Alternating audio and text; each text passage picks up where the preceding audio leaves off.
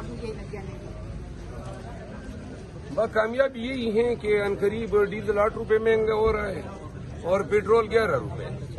تو دوسری کامیابی ان کی یہ ہے کہ پیوٹن صدر منتخب ہو گیا اور وزیر اعظم اپنا جو امپوزڈ ہیں اور ڈیفیکٹو ہیں انہوں نے ابھی تک امریکہ کے دباؤ کی وجہ سے پیوٹن کو مبارکبادی نہیں دی ہے.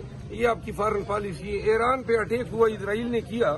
فارن آفس کی اسٹیٹمنٹ اس وقت اور آج جو آئی ہے وہ کہتے ہیں کہ ریسٹرینٹ کریں.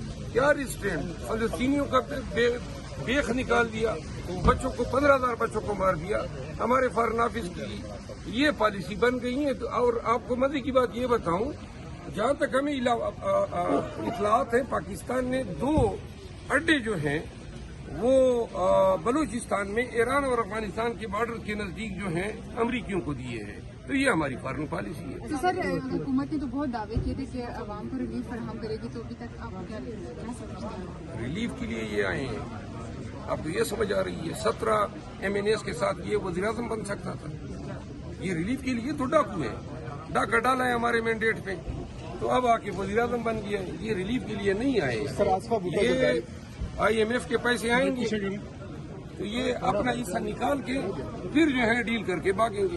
سر آصفہ بھٹو زرداری جو ہیں وہ اسمبلی کے اندر آئی ہیں, تو کیا کہتے ہیں کہ بطور MNA دوبارہ پھر سے دیکھیے, محترمہ بے نظیر بھٹو شہید صاحبہ کی بیٹی ہیں, اس وجہ سے احترام ہے. لیکن پاکستان تحریک انصاف کے تحفظات ہیں. ہم نے سندھ ہائی کورٹ میں چیلنج کیا ہے, تو لہذا جو کورٹ فیصلہ کرے گی اس معاملے میں ہم دیکھیں گے. جہاں تک ہمارے پاس معلومات ہیں ہمارے امیدوار کو جو ہے زبردستی وڈرا کرایا گیا. سر بہت شکریہ.